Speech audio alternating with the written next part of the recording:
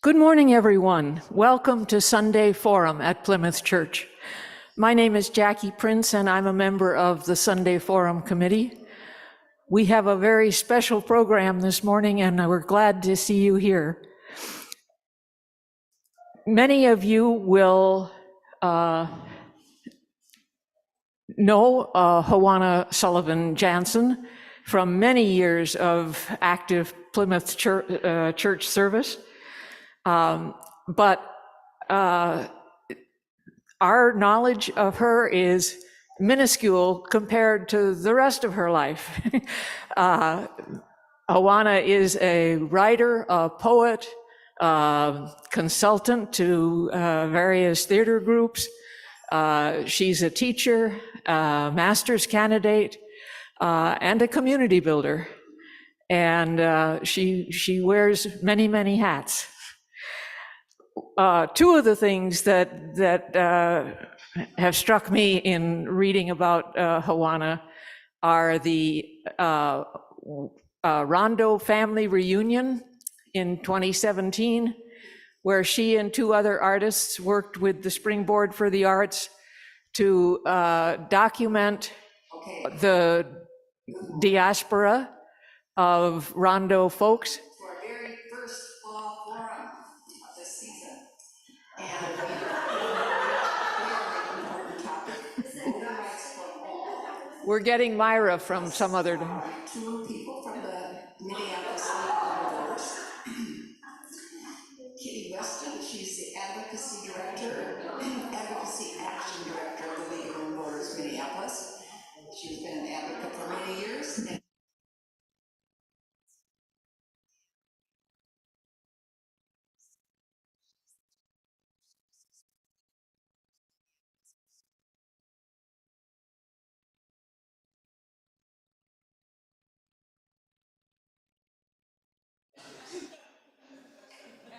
Saying there are two things that Hawona has been a critical part of that I think are just wonderfully creative. And one was the Rondo family reunion, where she and other artists interviewed families in Rondo and documented the diaspora of that community with lawn signs. And another was the radical poetry, where for 3 weeks there were posters on the soap factory of poetry from the Rondo neighborhood and from the Black neighborhood. Hawona will talk to us this morning about a very special project that she and two other artists collaborated with the Minnesota Department of Transportation to provide artwork for the Dale Street Bridge. And I have just one or two housekeeping announcements. If you want to ask a question, for those of you at home, if you would use the Q&A button at the bottom of your screen, and if you want any technical help, then please use the chat.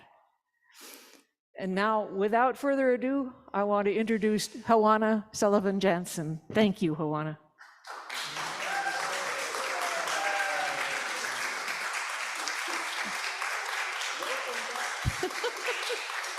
Thank you, Jackie. And thank you to all of you who've come in person and to those online as well. Gosh, I seem to have lost an octave of my voice this morning. I guess I got a little verklempt when she was talking about my history there. So it makes no sense to begin a talk about a people who suffered a displacement without pausing for a moment to remember that we're on ancestral indigenous land, and that land came into its current possessions through a variety of acts that were less than honorable, less than true. So I would invite you to just pause for just a moment and think about what it means to build a new legacy, to attempt in our daily lives to fix the legacy on which our country has been founded.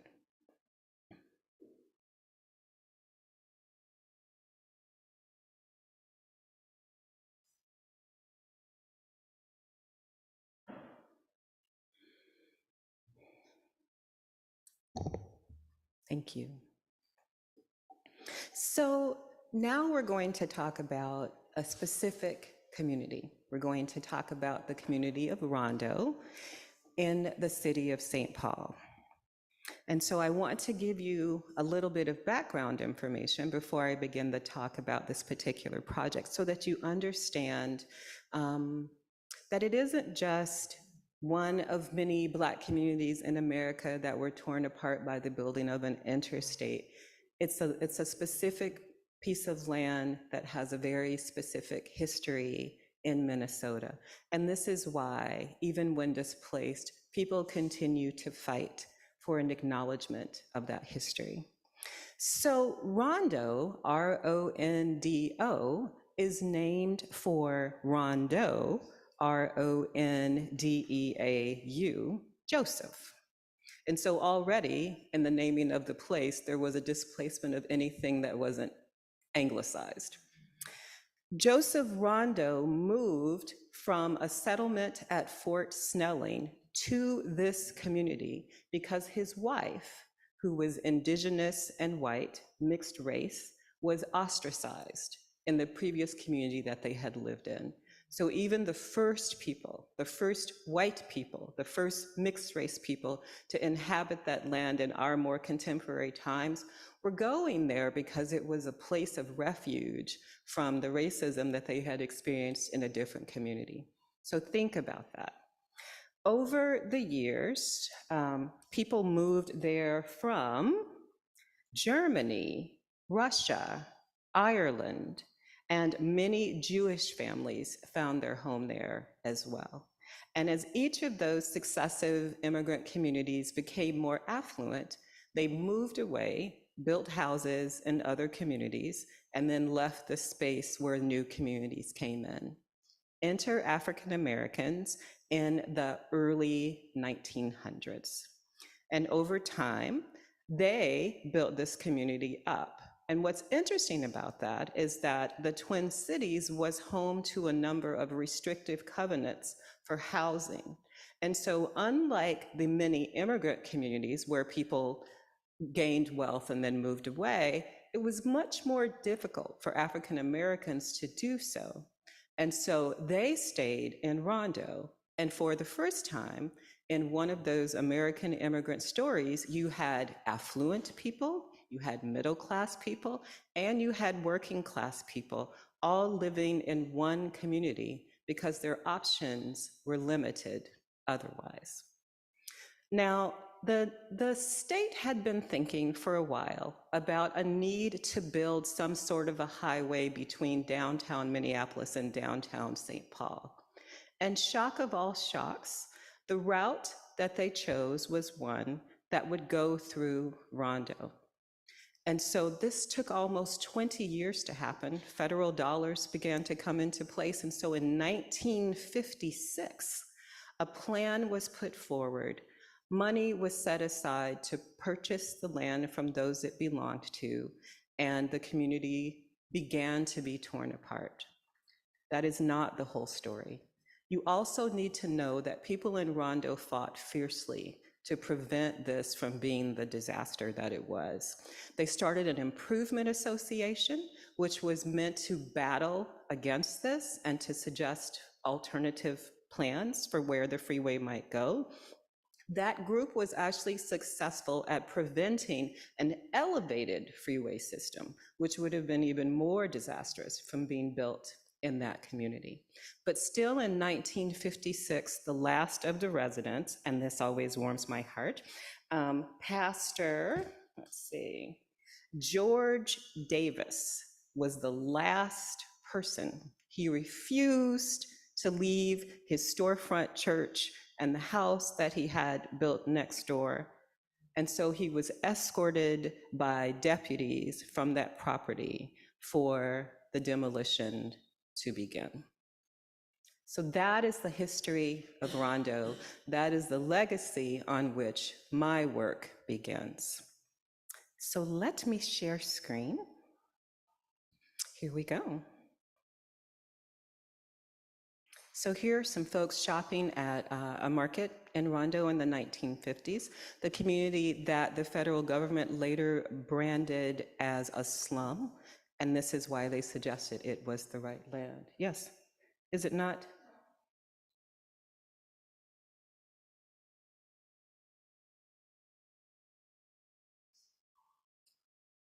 I think Adam's going to fix that for us.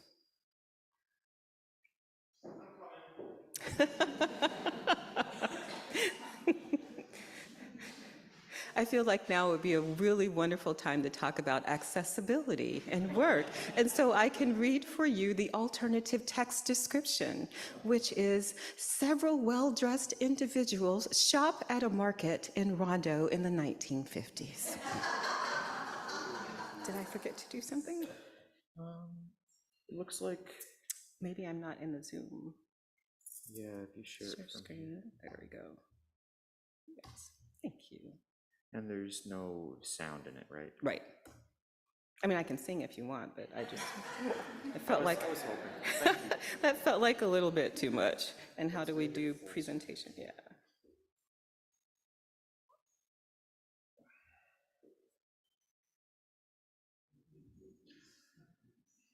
Is that? Okay, yeah, this is a PDF. Yep.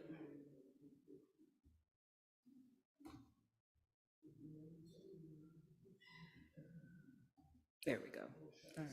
And then as long as you Oops. can Thank use you. the arrows. All right, perfect. Thanks, Cody. Yay! Having a father who had a degree in computer science, I am continually humbled by the things that tech people can do for us. Okay, so there's one thing there.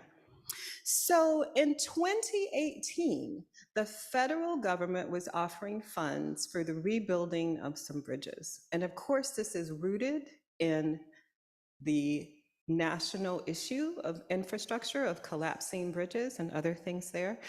And people of Rondo saw this as an opportunity to right a very long wrong. The original condemning of the properties all along that area happened in 1956. The Dale Street Bridge, the original one, was built and opened in 1968, so 12 years.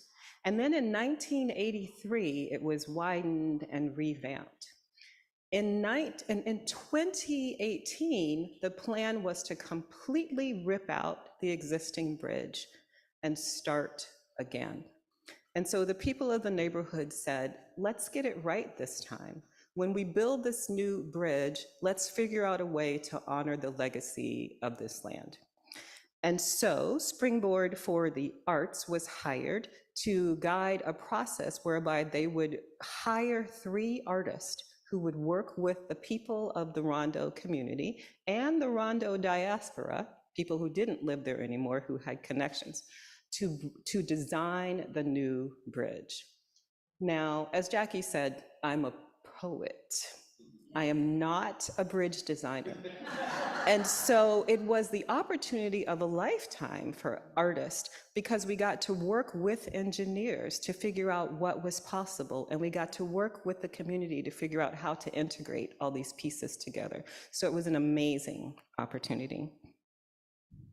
So the neighborhood ran roughly between University Avenue to the north, Selby Avenue to the south, Rice Street to the east, and Lexington Avenue to the west. Here is a team. My practice is all about the elevation of the domestic arts into contemporary society. So of course I embroidered these aprons, and we're wearing these aprons, and wherever we went, it was about remembering that this work that we're doing is actual work, that it is labor, and that it is worth investing our time in making it happen. So for months, We went around to all kinds of community events with these chalkboards and these Polaroid cameras, and we asked people to tell us what they wanted the new bridge to be. They asked us, we asked them how they used the bridge, like where did they go when they went on the bridge? And we figured all of those things would be what we would use to create the design.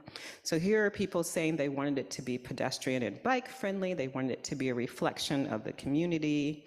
They wanted it to be accessible, which the other bridge had not been because it had a very sharp pitch. It made it extremely difficult for people with limited mobility to walk across that bridge. This woman is indicating that 5 times or more a week she used that bridge for visiting homebound individuals and for going to church.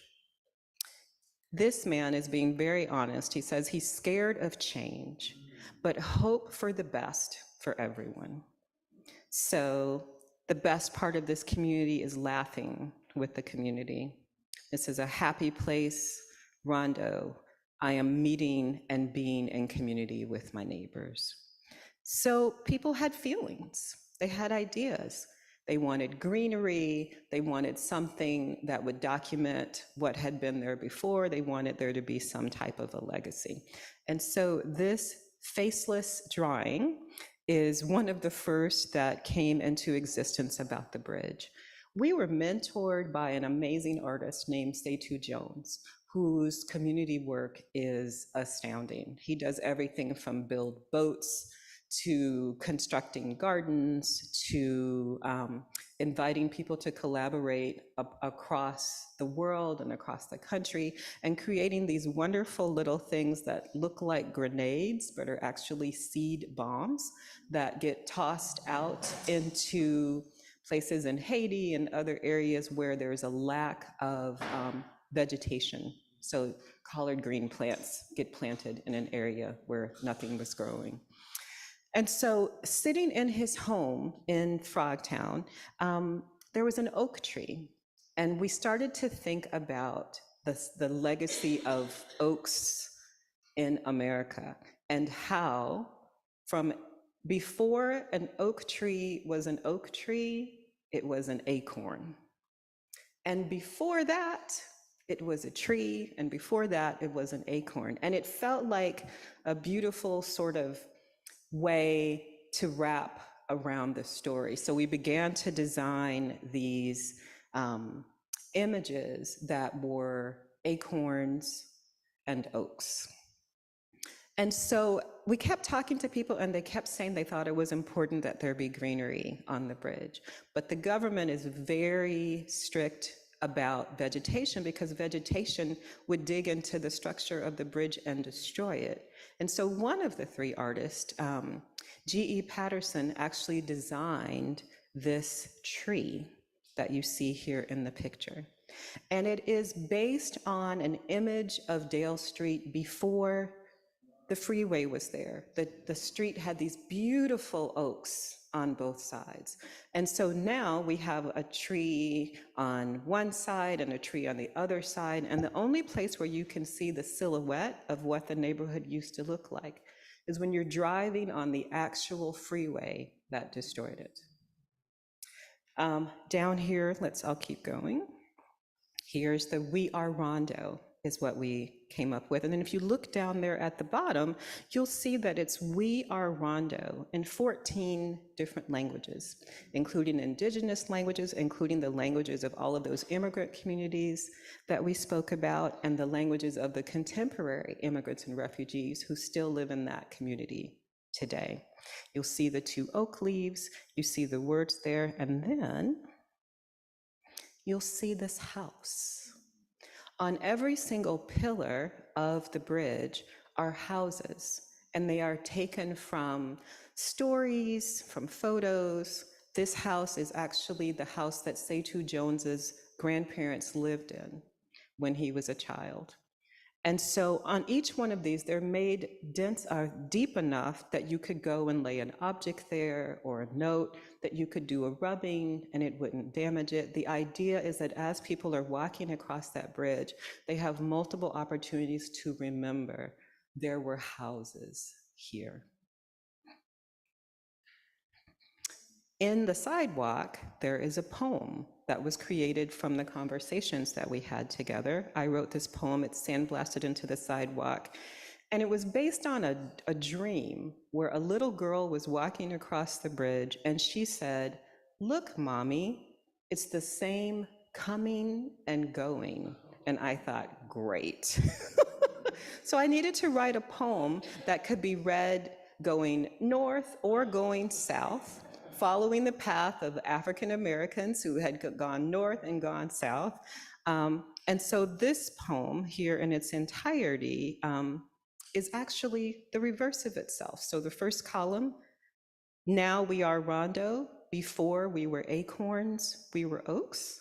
And then if you look at the end on the other side, you see that the last line, Rondo, are we now, is actually now we are Rondo, before we were acorns, we were oaks. So it's reflexive when you read it there. And so, you know, it's over the 16-foot long passage, you get to read it there. Underneath the bridge, you see there's the abutment area there, and that's actually a map of the freeway that's been flipped over on itself. And so the idea is that we're trying to take this ugly, ugly thing that tore the community apart, and we're trying to put it back together in a beautiful way. So here is a little wink and nod to the Lindy Hop, which was a very popular dance. And so if you stand on the leaves in the right pattern as you walk across, you can actually do the Lindy Hop. There's little arrows that show you which step comes first and where you put your feet. Again, all about honoring, right? And if you look there, there's some grate, like where, you know, where the water will drain down. That's actually the same design as the abutment. So it is Interstate 94 flipped on itself and then designed to create these openings there. There's another photo where you can see house, text. The poem, which is the same as the 94, flipped over, and there over the 16 feet. And this is the ribbon cutting ceremony. And you will see my father there in his wheelchair is now able to navigate the bridge very safely. So that is the whole thing. And this, what's so exciting about this work is that it came into existence by listening to people who had been telling the city, the county, the state, the federal government for a very long time, acknowledge us, acknowledge us. And so by hiring local artists who were willing to sit and listen, who were willing to take a risk of designing a bridge when they weren't used to designing bridges, we were able to create something special. And we hope that as the federal government continues this bridge redesign project all across the country, that they will use some of the techniques that we did. But I have to tell you that the artists were not paid for initially out of the federal funds because that's prohibited. Instead, Blue Cross Blue Shield has a community fund, and we wrote a grant to get the funds to do this. So it'll be interesting to see how other communities will be able to address this opportunity in their area there. So that's it.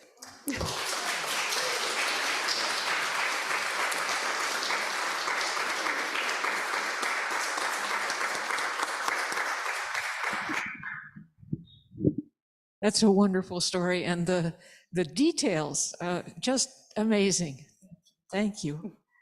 Does anybody have a question? Sally?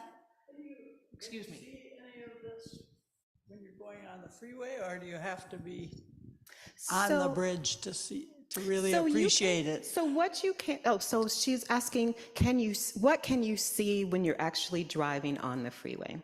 So when you are driving on the freeway underneath, you can see the abutment. That's the only place where you can see that, along the walls there. You can see the trees, and you can see the We Are Rondo. It actually has a special kind of material that looks like stained glass that's in there, and it's green and gold. And so you can see that when you're driving underneath it. Good. The poem the houses, the "We Are Rondo" text is only visible when you're walking or biking across the bridge itself, the Okay, pedestrian part of the okay, bridge. okay.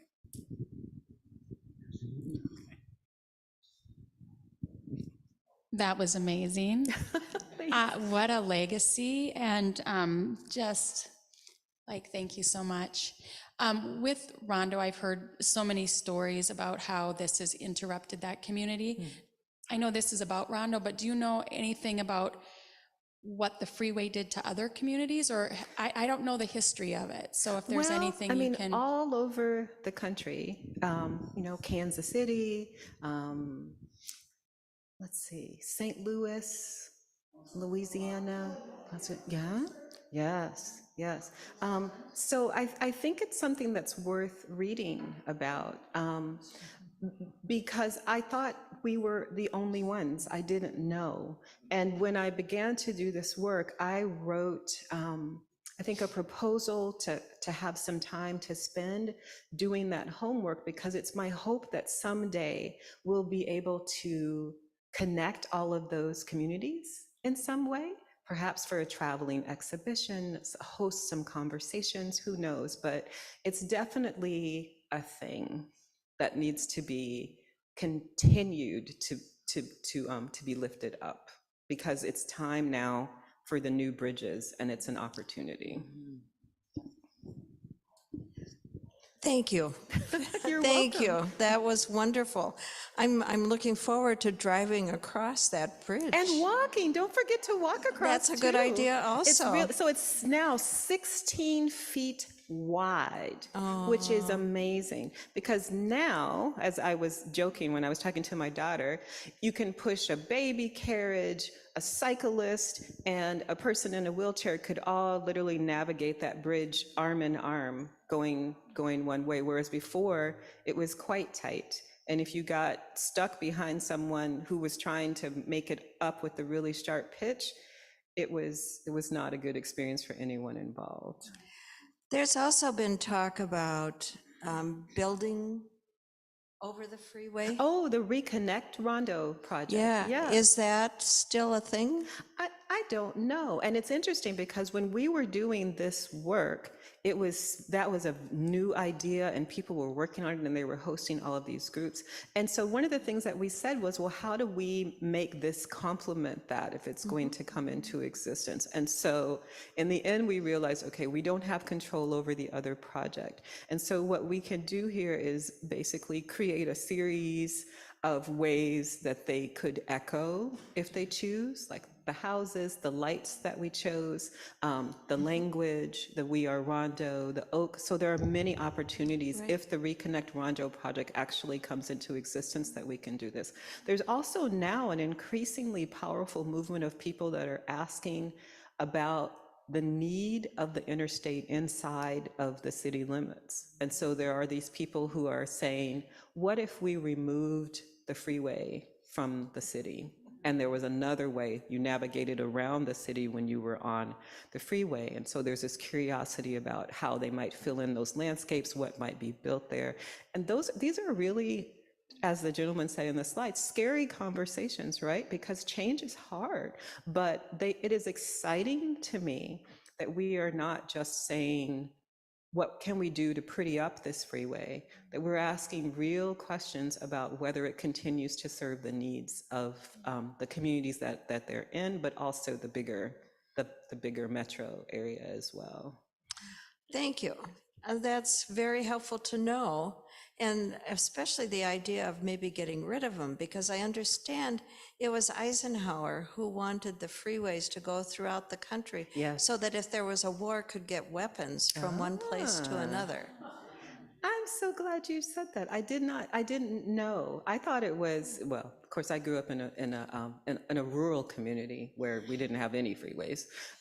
But I also thought it had to do with the love of cars, right? Also, and you wanted some place to drive them. Yeah. Manifest destiny aside, yes. Thank you.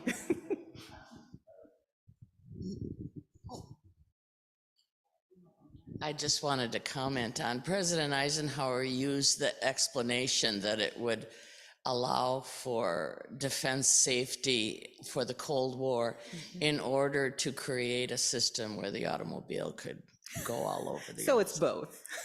Yeah, he was, Right. in many ways, he was a sharp politician. He knew what would sell. Right. I'd like to add my gratitude. I worked for the city of St. Paul many years ago, and I want to thank you for the tenacity and the commitment of the number of people that have seen this come to fruition. My question is how, and you may be getting this story out, like I'm thinking of PBS NewsHour and, all, it's so powerful. So is there a way that you all are organized? Is there someone amongst the artists that are looking at ways to share this story beyond us very privileged people to have you amongst us? Well, so the bridge officially opened in August of 2021 in the middle of a pandemic, right? And so it was covered by the local media and our elected officials, like national elected officials were there. And so I understand that the team of engineers and MnDOT people are presenting the work at some national conferences, and that there was recently an article that was written that talked about this project as an example of when you got it right. I can't tell you how many people I've run into who I've been mentioning the project to them, and they'll say, wait, you're talking about the Dale Street Bridge? I walk across that all the time, and I feel such pride that there's this beautiful thing that acknowledges the history in this landscape that is being built now. It feels like a change for all of us. So if you have suggestions for other folks we should reach out to, I think we would love to do that. But Transportation America had me come and do a talk with a group of transportation fellows. So it's all just sort of finding the right communities to share the story with, and also trying to find out how we can connect again with those other cities that are in a similar position and figure out what they're doing as well.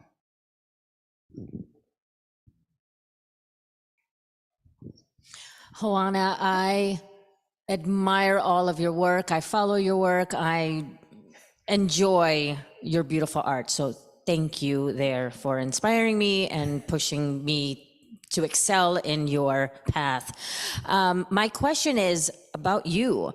Like, what was the acorn that sparked this want to learn about the stories and incorporate it to your art?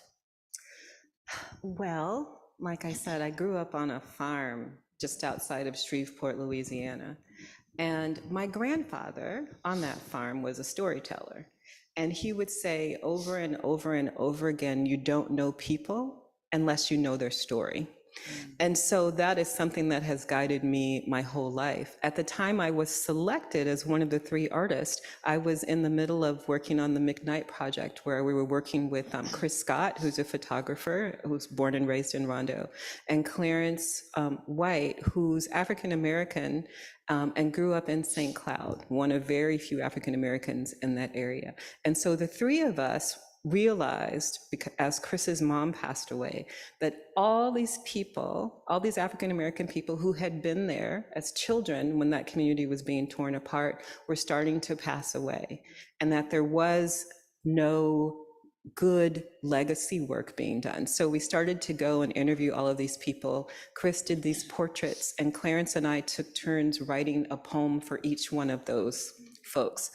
And then we printed those photographs and excerpts from the poems onto lawn signs and hosted them in the community park, with lights on them so you could see them at night. So it mirrored sort of like a candlelight vigil. And it was right around that time that Springboard posted for this opportunity to do this. And I thought, that work is so temporary. That work is not enough that I was doing. And so here was a chance to create something that was going to be around for 50 years. And so I applied and jumped at the chance to be a part of the team.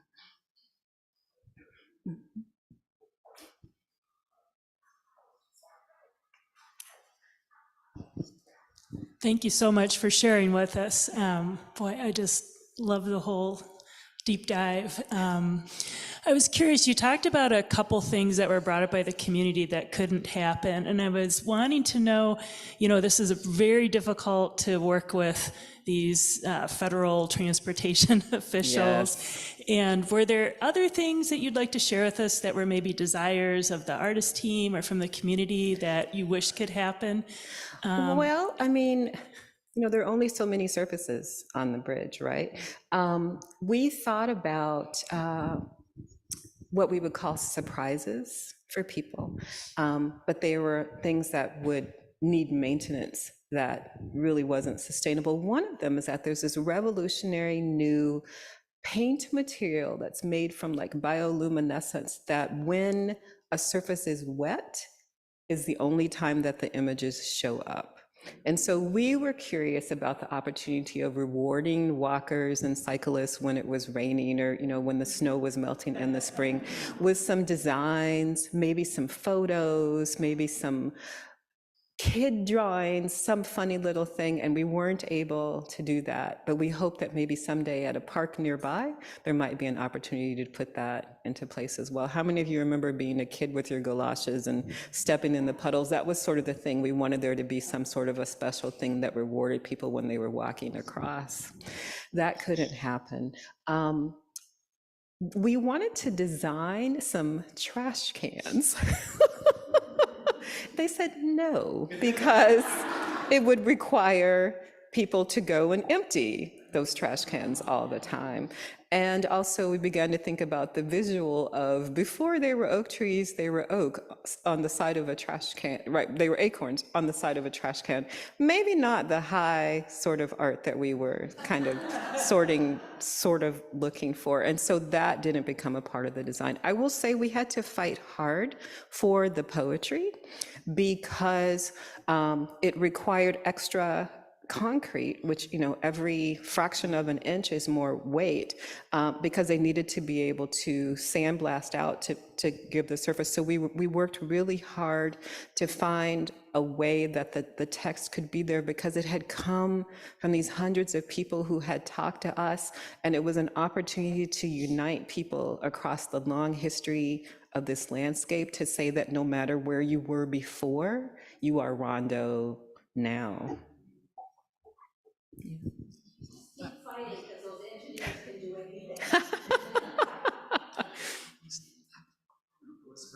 John, did you get any questions online? None? Okay, thanks. I love the idea of all these artists and engineers working together. And I wondered if you'd noticed afterwards or in that experience, if you took anything from that work with engineers into your own poetry and writing and thinking how that might have influenced your work since then. Well, not into my poetry, but it's actually become transformational for me. I did a project in my own neighborhood called Love Letters for the Midway, and it was basically crowdsourced. I asked people in my neighborhood to tell me what they loved about the community, and then we wrote together this 100-line love poem for the neighborhood, printed it onto 100, like each line on one sign, and then people hosted them in their front yard for 6 months. And so what I learned from that was, this was in the middle of the pandemic when we couldn't be together, but what I learned was that people were hungry to be together, and we could figure out ways to be together even when we couldn't be together. And so I continued to do that work. I worked on a project along Rice Street with Ramsey County. And we bought a golf cart and converted it into our engagement mobile and ride it all around the neighborhood, handing out little freebies with little things in them, like coupons for free ice cream, and coloring books and activity books that we designed, asking people to give us feedback, but you also get this pack of Crayola crayons on this thing. So I think what I learned is that even in the toughest of situations where you're quite limited, with a few $100s or a few people willing to toss something in, you can change. And people are waiting for someone to ask them their opinions, and they're giving it. And so once they do that, there is this beautiful sacred thing and this expectation that you will listen and you will act upon the information that they have given you.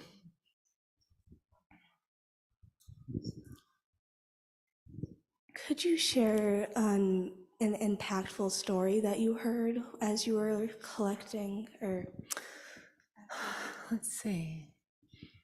I mean, come on, that story was pretty good. Let's see. I will share, so one of the first places that we went with our jazzy aprons and our Polaroid cameras was the Rondo Festival, which is a festival that happened, Rondo Days Festival, which is a festival that happens every year that's actually remembering the loss, the building of the freeway, the loss of the community as this intact sort of piece. And I remember some of the first people that stopped to talk to us, and we said, hey, will you tell us, where you go when you go in the refrigerator? Would you tell us what your hopes are for the new bridge? And this lady was like, no, because no one ever listens. And so, I come from a tenacious people. And so I was like, no, we will listen. But if you don't talk, how can we listen? So she stopped and she talked to us.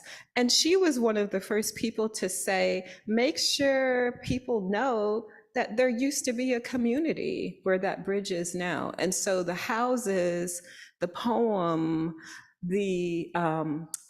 all the different languages all really felt important because she was one of the first people that talked to us, and we promised that if she told us, we would listen.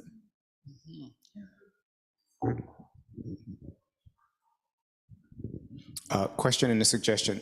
The question is, I'm curious about institutional pushback to the work overall. This was a Black community torn apart, and this was an effort to use public dollars to try to reconnect that, and that doesn't work well here. Reason why I said, full disclosure, I'm a lobbyist, so this is earlier this year. Actually, there's money that the state appropriated for the Reconnect Rondo project, and there was an effort to rescind all of it. Oh yeah, I heard about that. It was, and the conversation at the legislature was very, very ugly, but it mirrored the pushback to this type of work from government. So I'm curious as to whether you saw any of that, if there's an element. I mean, this is kind of set up to like, oh, we're going to fund it and we're going to do it and you're going to be the contractor. Right. There's still ways to push back against that, and I'm just curious if you saw that. And then the only suggestion I had is one of the Ramsey County commissioners is going to be the president of the National Association of Counties starting this summer. She will be hosting a big meeting, probably a minimum of about 100, 150 elected officials, county elected officials from around the country next year. This is the type of, they always have to showcase things. There's an opportunity to push the Ramsey County Board to be sure that they showcase this as one of the stops. This is a phenomenal story. So just being able to talk about everything that's in there. So that's my suggestion and my pitch, but back to the question. Thank you. Well, I will say that by the time they hired the artist, the state was already, and the county were already on board, right? They were agreeing, but we were a test case, right? And we knew that if we didn't get it right, we were ruining it for every community artist alliance that was going to come along and do the work later on. Even still, we didn't feel any pressure because we knew we were going to get it right. Commissioner Carter was a big supporter of this work in St. Paul. And our other elected officials had worked hard to figure out a way that we could circumvent the challenges of federal dollars not being able to be used. And so that was why it needed to be a physical part of the structure of the bridge. So then it's not considered art. So the abutment walls and the railings and all of those things, none of those things are considered art because they are all required as a part of the structure. And so to have the artist work in this really integrated way allowed us to go around the expectation that there be no art. So it can be artfully designed and done. It's just they don't want, like, we're not allowed to sign. We were given more money than an engineer might have been given who had done the design, because we also had to give up our rights to owning the images of our work because it was a part of this structure. And so every time somebody, would take a picture and post it on Facebook, we couldn't say 3 cents, please. So, I think this required new ways of thinking for a lot of people. And I actually applaud the engineers who were clearly very uncomfortable for the entire duration of this project, because now at the end, they understand, and they are carrying that new understanding into their work that they're doing now in other communities as well. And I just realized we're out of time, aren't we? John has a question if we have time for one more, but maybe. One more and that's it. Quickly, maybe? Okay. I want to thank you, just to echo what's been said so far, but just thank you so much for wonderful work and a beautiful job. Do you see other opportunities for something like this? I think of the indigenous population and the light rail displacement along Hiawatha. Are there other opportunities in the Twin Cities for something like this, and how might that happen? Yes. Call me later, we'll talk. Everything has to line up. The money has to be there, right? And the plan for the structure to be redone has to be there in order for this to work. But the idea needs to be there long before that. So I think people start now looking at the places in their community that are either physically unattractive or historically unattractive and figure out how we have these conversations. If you look at the people who have been trying to get the name of Columbus Avenue changed for how many years, right? You see that there's a lot of work involved in making this kind of thing happen. And so changing a street sign is nowhere near the same as when a bridge is being rebuilt, right? Because the average life is 50 years. So doing your homework, being a part of the conversations of what federal dollars are going where, and a simple note to the right people, like in your neighborhood, saying this is an opportunity to change the legacy. Look at this project that happened in Rondo, right? So, that's kind of how you start the conversation. Thanks for coming. Thanks for asking. Thank you so much.